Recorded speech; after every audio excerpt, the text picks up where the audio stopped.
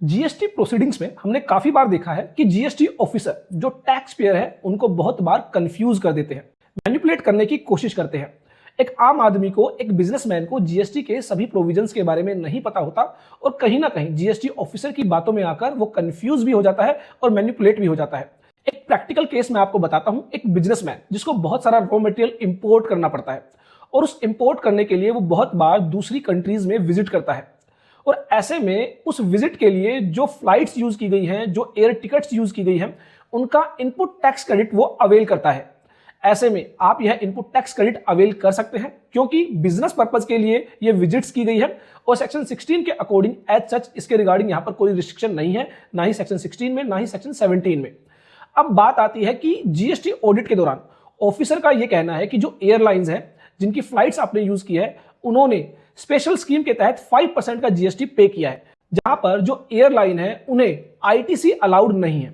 और same way में जो रेसिपिएंट है जिन्होंने ये एयर टिकट्स परचेज की है, उन्हें भी यह आईटीसी अलाउड नहीं किया जाएगा। तो अगर हम जीएसटी लॉ के प्रोविजंस को देखें तो जीएसटी लॉ के प्रोविजंस कहीं पर भी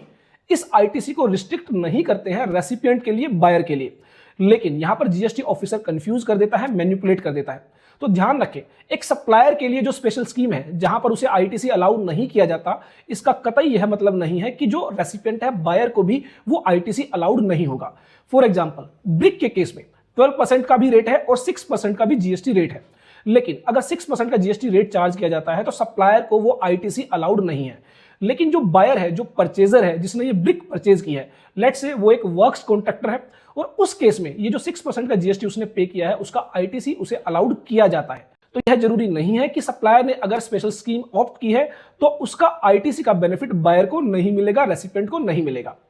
अगर आपके साथ भी कुछ इस तरह का कोई ऐसा केस होता है तो यह जरूर इंश्योर कर ले कि जीएसटी लॉ में एज सच कोई रिस्ट्रिक्शन यहां पर दी गई है या नहीं दी गई है। अगर ऐसी कोई रिस्ट्रिक्शन नहीं है तो वो आईटीसी आपको अलाउ किया जाता है। आई होप मेरी यह वीडियो आपके लिए यूजफुल होगी और ढेर सारी ऐसी वीडियोस के लिए देखते रहिए, लाइक करते रहिए हमारे YouTube channel all about taxes को।